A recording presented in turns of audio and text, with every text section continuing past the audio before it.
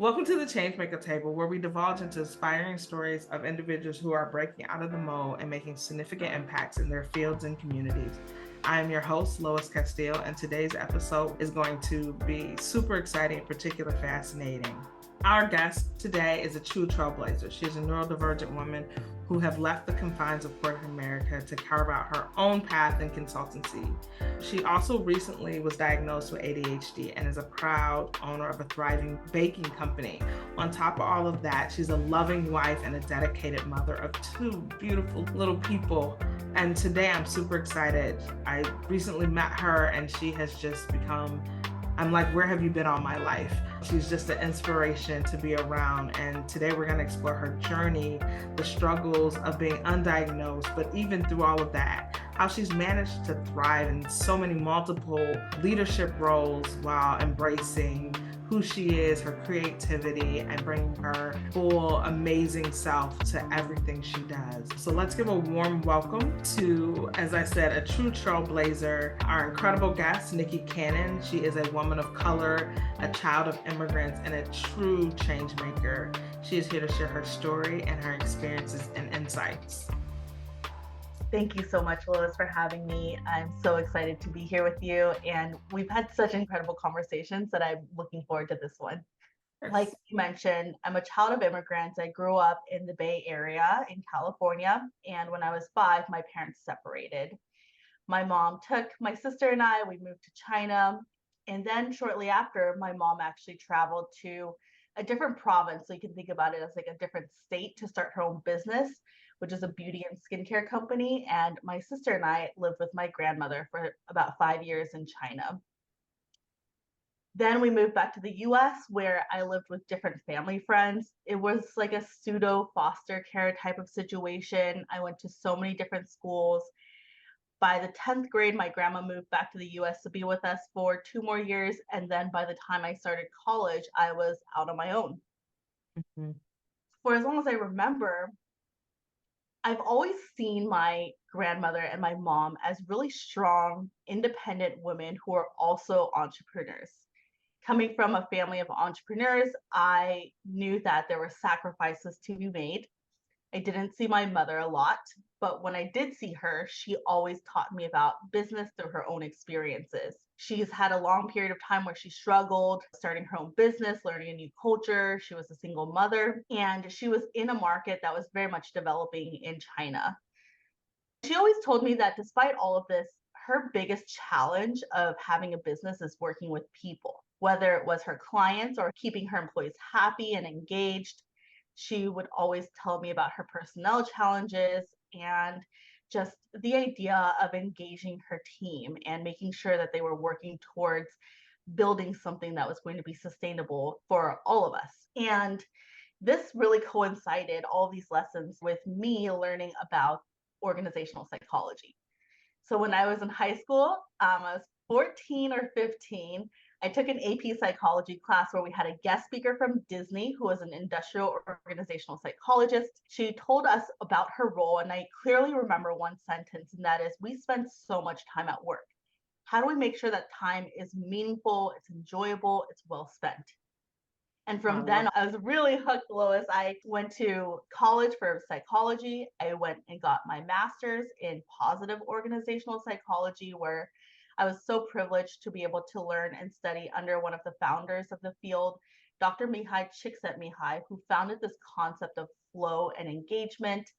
And since then, I've had a 12-year career in learning and development, leadership development, and diversity, equity, and inclusion in various companies, ranging from Fortune 500, global luxury retail, and healthcare. So at New York's #1 hospital. And I've also consulted with a variety of different organizations as well. And it's extremely fulfilling to be able to do this work. Oh, that's amazing. I think that it's so impactful of just those one key moments in our lives that just you hear something, someone has an impact, they say a quote, and you remember it and it changes the trajectory of your life and it has impact. And what I'm hearing is, like you said, I've always been an entrepreneur, even though I've worked in some of the most amazing organizations and have had impact and have built their learning and develop leaders and things like that. It was innately in you because that's where you come from, just those entrepreneurs, those go-getters who navigate. So when you think about this career and you made this conscious decision to say, I've been able to help brands and organizations from healthcare to luxury retail, what made you just say, this is my time to step into entrepreneurship? Absolutely. So I've always known deeply inside me that the only way for me to be truly satisfied with the impact, with the creativity, and with the structure and autonomy that I needed to have my own business. This is something that I've grown up with. I've only ever seen and been in a family of entrepreneurs. My grandmother was an entrepreneur, my mother is an entrepreneur, and it's just what I know. And one thing that I've recently learned, as recently as yesterday, I had this conversation with my therapist around this idea of chaos. Oh, tell me more. Yeah, in organizations, of course, we all see that they're messy going into companies where you think, okay, there's going to be a lot of structure in place, but every single company is so messy in its own way. But being an entrepreneur is truly chaotic. It's completely unstructured. There's very little stability and structure, and it's all about building in what works for you. And something that hasn't always worked for me in being in organizations is that structure piece. It's also feeling limited, feeling stifled. I'm a builder at heart, so everywhere I go, I just want to build. And when I'm done building, I want to leave. Oh, that is so profound, to be so in tune with ourselves, because I think to know that, hey, I'm a builder, I'll come build you your whatever you need and it'll be amazing. But knowing that I want to go, because sometimes builders stay and they don't have that fulfillment. And that's the insight that I've had at every company where I stayed just a little bit too long, and that's, I want to say most of them, is having a clear time to say, this is what I'm going to do. This is where I'm going to hone in on my strengths and do my best work, is by using my gift of creativity, of expertise to build the programs that will help employees and leaders thrive, but then leaving them to be maintained by someone else. That is what I've come to realize is my sweet spot. And it's really hard to do that in a corporate setting where sometimes you don't get to build all the things that you want to build in the first year or the second year. There's limitations in prioritization, and that can oftentimes leave me feeling really stuck and unfulfilled. So that's one piece of it. The other piece is impact. I love and thrive off of the work that I do, whether it's manager development, whether it's DEI, whether it is just having conversations with people and unlocking something inside of them. That is what's truly meaningful to me. Watching people grow, develop, and learn, and to have those moments of inspiration. And when I think about that, the more I think about how I want to have a greater impact, not just on the people that I'm currently serving within an organization, but how can I have a greater impact beyond that? So how can I serve multiple organizations, multiple groups of people? And so that also is a big piece of wanting to be a consultant. Oh, I love that. I think it's the self-discovery journey that you've went on, and knowing, wow, I'm making huge impact in the current organization. I want to have a bigger impact. You mentioned feeling different and limited in this corporate setting, and it inspired you. Can you elaborate on those feelings? I want to dive a little deeper, and that influenced this decision to leave that world behind and to march your own path. Yeah, absolutely. So a lot of the feelings that I had to sit with, I had to identify as not just intellectually trying to understand what the situation was, but really digging in deeper and feeling more grounded to understand why and how I was feeling, why I was feeling the way that I did. So I think some of my most pivotal moments were moments where I felt disrespected, underappreciated, or not appreciated sometimes. And often being told that I was too much or my ideas were too big, that we needed to be smaller in scope or to be more limited and maybe next year. And those were really tough moments for me because I'd like to see potential. And that's oftentimes when you're internal, your expertise, and this might be a little bit controversial, but when you're internal, your expertise is often not as well regarded as if you were coming in from an external perspective, even though when you're internal, you have a better understanding of your people, your situations, where you are as an organization, your core values, and what would work and what doesn't work. You have the experience, right? But there's a bias and the fallacy towards the external expert coming in and knowing better. Mm-hmm. And I saw this time and time again in my career. So I know that I can serve as that external lens and to bring that voice, but at the same time have that internal understanding of how things work within organizations. Yeah, you hit on something. I call it proximity bias because they're like, oh, we know you. This person, when they don't know us, because I think it's sometimes you're a mirror to the organization when you're sharing some of those gaps or opportunities of growth that they're just not ready for. And I know people have felt or have been told in our industry and when we do this work that you're too much, and having to say, I'm not going to let your limitations limit my growth and my ability, and to build that's beautiful. Like that is something I think we need to remember. An organization's limitations for whatever reason, because they're in it to make money, but to say my too much, what you think is too much is just me. So it's time for me to go be bigger somewhere else and be bigger in my own. Absolutely. It's that appreciation, right? And also the potential. It's frustrating when you see that, okay, if you just invested into this area, if you just made more of an investment in time around supporting your managers, around having conversations, tough conversations around DEI initiatives and experiences, even if you just have the time to get to know people, that engagement, the productivity is exactly what leaders are looking for.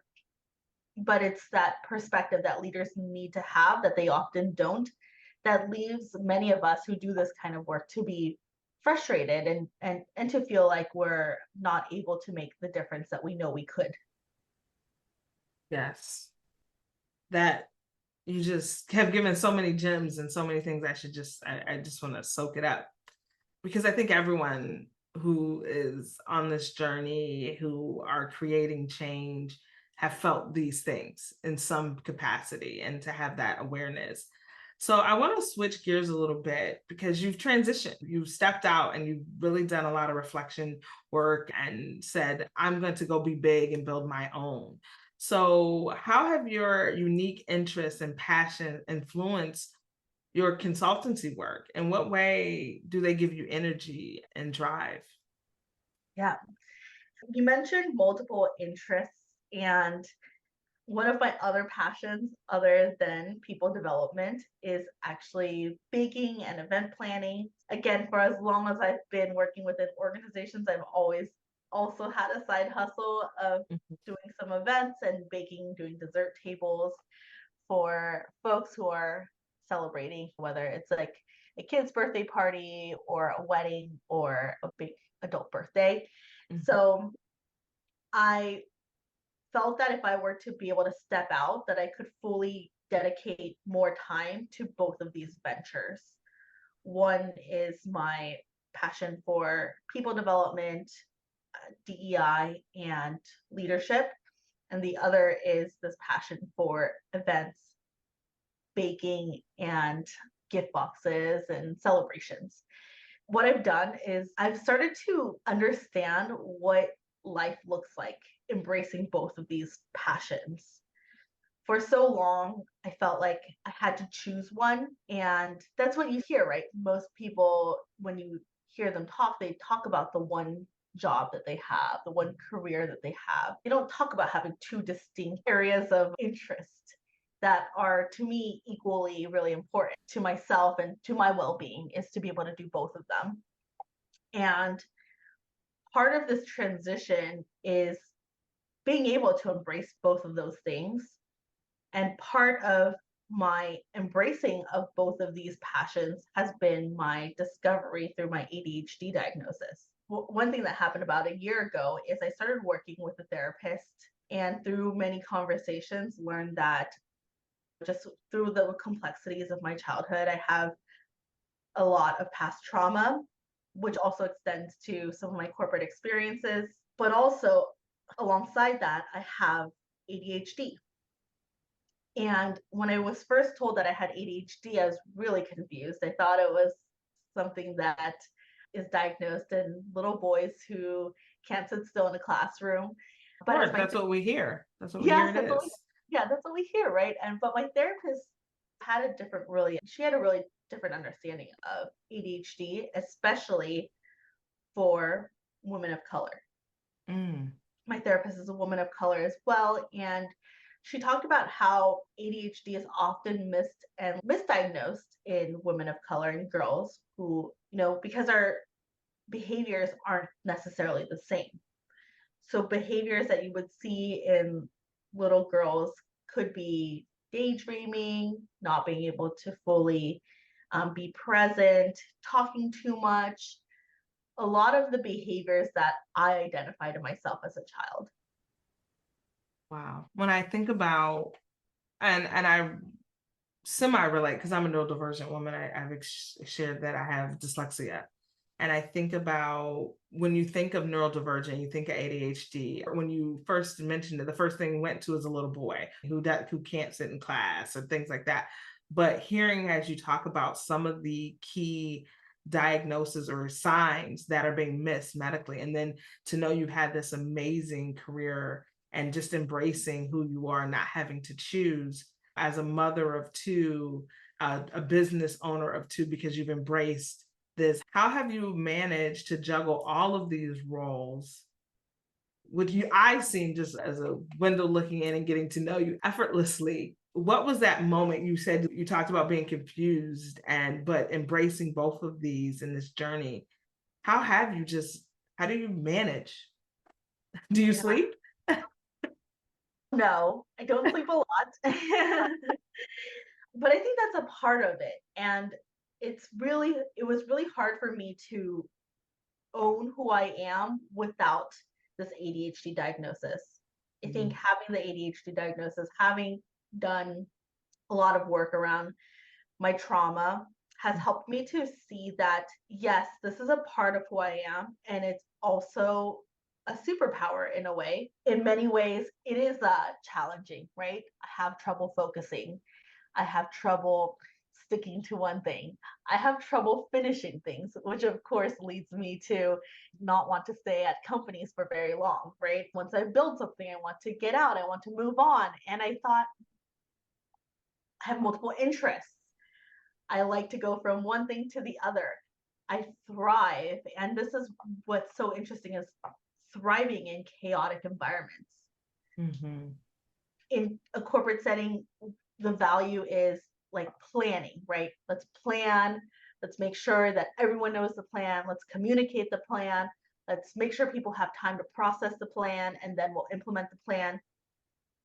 For me, that's not how I do my best work. I actually do my best work in really spontaneous opportunities. Like the other day, someone called me who I'd previously worked with and asked if I could make 2,200 cookies, decorated sugar cookies, in a month. And I said yes. I said yes, and I'll figure it out later. And I think I love that.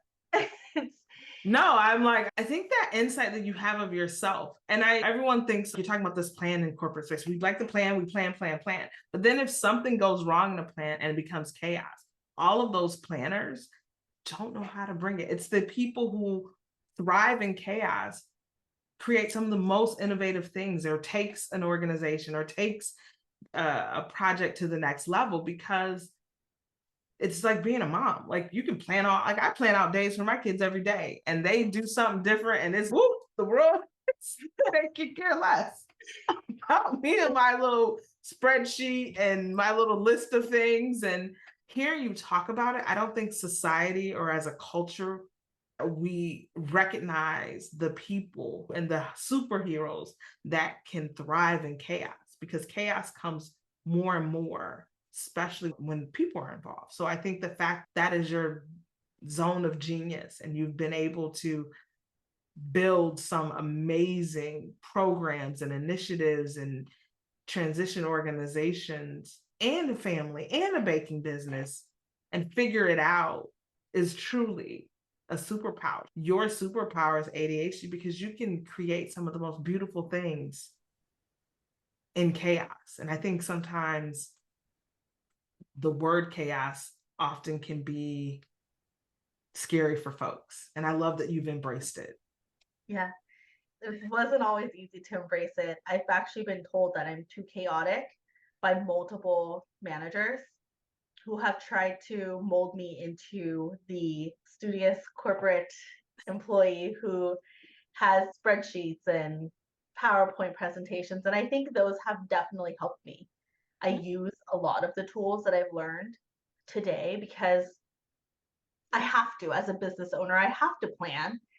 But also, I think being able to honor who I am and recognize this might be challenging for me, but also to look for support. So sometimes my poor planning or I guess, my lack of attention to lots of details and dates, which are a challenge for folks with ADHD, make my life a little bit more difficult. But because I'm independent, I don't feel like my chaos necessarily bleeds into an impact to other people as much as when I was internal.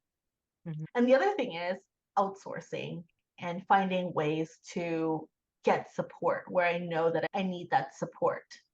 You mentioned kids. Kids are chaotic. I'm chaotic. So you can imagine that our house is chaos in many Probably ways. fun. It's probably Yeah. full of fun. It can be. So if it starts snowing on a random morning, you bet I'll be pulling out the snow gear and going outside, whether it's school's happening in 30 minutes or not. And we are able to make really awesome memories that way, but also because I have really great support. We have a nanny who lives with us Monday through Fridays, and she's been with us since my son was 3 months old, and he's going to be 5 soon. And she is the opposite of me in so many ways, but we really just accept each other fully. And she knows that she's just very reliable, very stable, and she's consistent. I would say that's her best quality, is like consistency and reliability. Yeah. And I think because of that, we're able to have a balance. I love that. I So love the balance. it's definitely, we lean on her a lot. And then the other person is my husband. I would say that he's also the same way. He's reliable, he's consistent, and our household runs, it's still organized chaos, right? With 2 toddlers, but I think our household runs okay because there is that balance of strengths. And I think that's important, not just for a household, but for organizations, for teams, to have opportunities where people can truly shine and be great at what they're the best at. And then to be able to lean on others to support them, to be able to do the best work.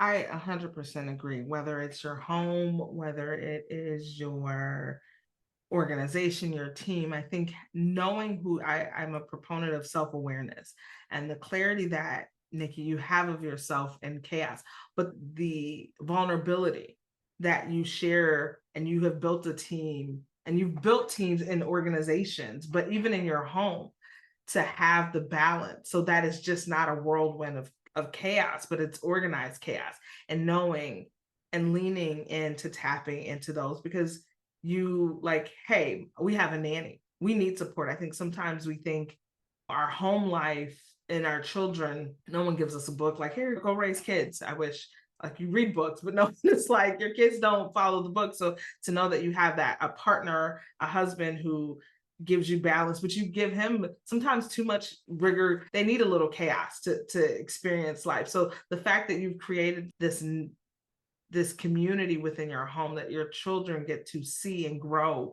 in this beautiful balance and create memories, exciting memories, but know that there's going to be structure as well. And then the fact that you are so in tune, and I know we talked a little bit even before this when we were prepping for the call, of creating teams to have that beautiful balance and to surround yourself to support you as a leader. I think sometimes when we're in organizations, whether we're a business owner or that, I think the most successful business is surrounding us with people who have different skill sets or who are different, who can highlight our brilliance and give us true balance. So I do want to take a moment and just say thank you for your vulnerability and your honesty and just sharing your story.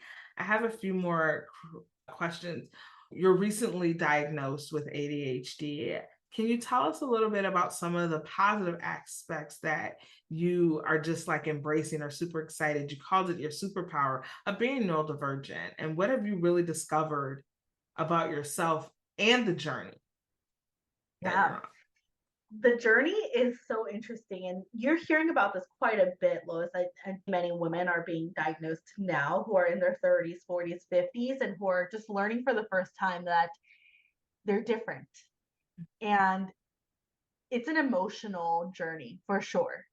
The first feeling is, wow, I have so much of a better understanding and clarity that this all makes sense. It makes sense why I was frustrated. It makes sense why I felt off, why I felt like I was different from everyone else, because I am. My brain literally works differently. And it's such a powerful moment to unlock those feelings of decades and decades of feeling like you don't fit in, feeling like you don't belong, or you just don't get it, or people are always upset with you or frustrated with you and you just can't figure it out. You don't know why. So that is a powerful, positive moment. And then there's the mourning of, what if I was diagnosed earlier? What Mm. if people knew this about me?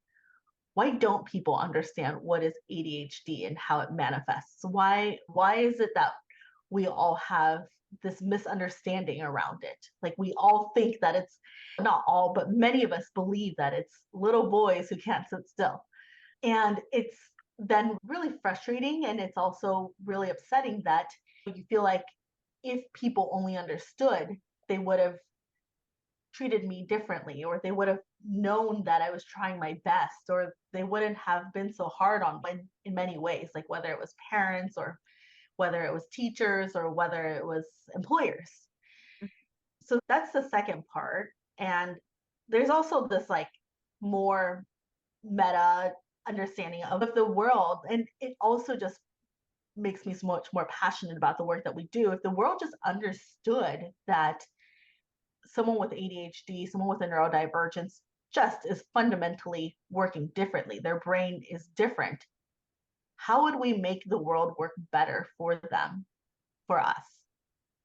Because our world right now, people with neurodivergence have to fit into a neurotypical world. And that's very challenging.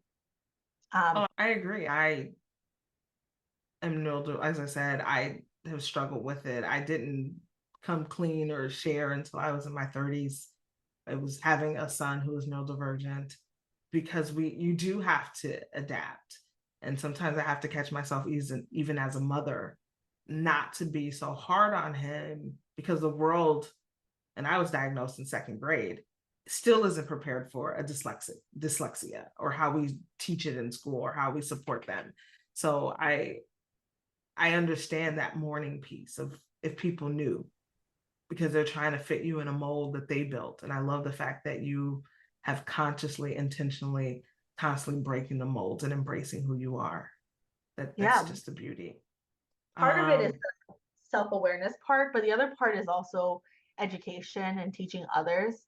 So I think being able to talk about this, and you mentioned that you didn't feel comfortable talking about this until your 30s. And I think we're getting more prepared for that today, to have more of these open dialogue and conversations around neurodivergence, and how if the world was shaped differently, and in a way, I think that's what I'm trying to do with my own little world, is to shape it differently, shape it in a way that works for me, having multiple passions, having support and the help in the things that I don't do well is how we thrive and how we learn to accept ourselves and to also see the positivities around our neurodivergence.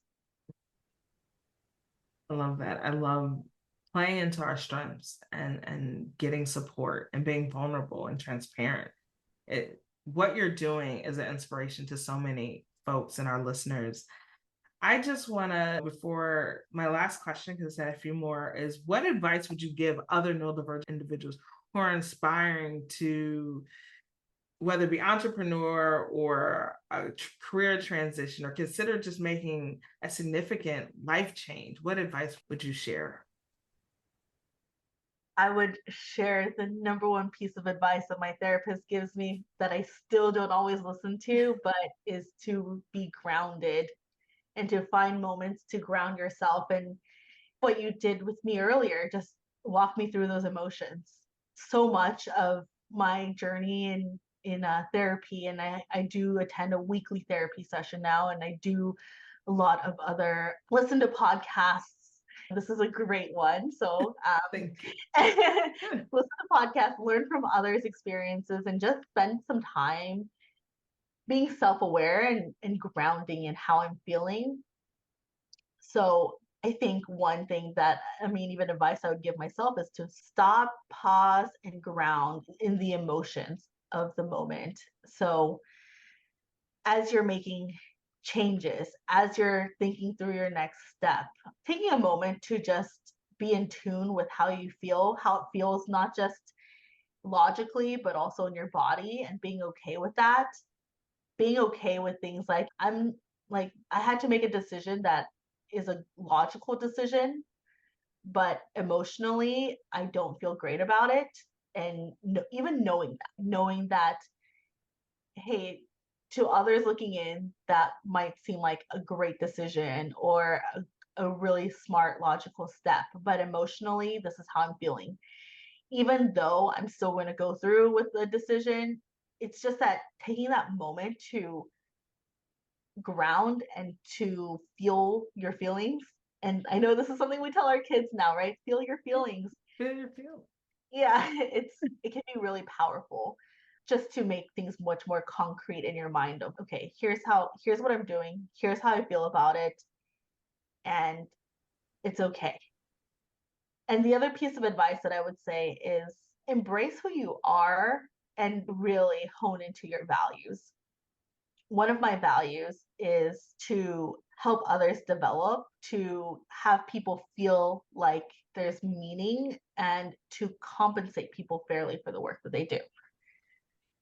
Even with these baking orders, I'm starting to have to scale. And part of the opportunity is to be able to bring in people to help me. And it's been a really great opportunity to connect with other people, to see how they can become a part of my journey, but also to get to know them and to be able to help them on their journey as well. So it's such a pleasure to be able to live my own values in my own business. And I know we have a mutual friend who was also in her business able to do something really impactful, start a scholarship fund for her alma mater. And it's like doing things like this, even early on in our business, right? If I'm bringing on a speaker for a panel, I'll pay them. Maybe it won't be a lot because I can't, right? I can't pay as much as a company can, but it is that integrity and the values that I bring to my business that just makes me feel like I'm living the life I'm supposed to be living, and I'm doing the things that are making me sleep well at night. I love that. I love so many jewels. Those who are listening, Nikki has dropped so many amazing jewels. You've been so transparent and vulnerable. And I know I've said we were kindred spirits from our first connection. So I do want to shout out to the wonderful woman who introduced us, Jessalyn. Thank you for bringing Miss Nikki into my life. I want to thank you, Nikki, again for joining us today and sharing your incredible journey and breaking out of the mold and thriving in who you are and embracing who you are. To our listeners, stay tuned for more inspiring conversations with the changemaker from various walks of life. Remember that change starts with a vision and a single step. Keep pushing boundaries, and we'll see you on our next episode. Thank you, Lois, for having me.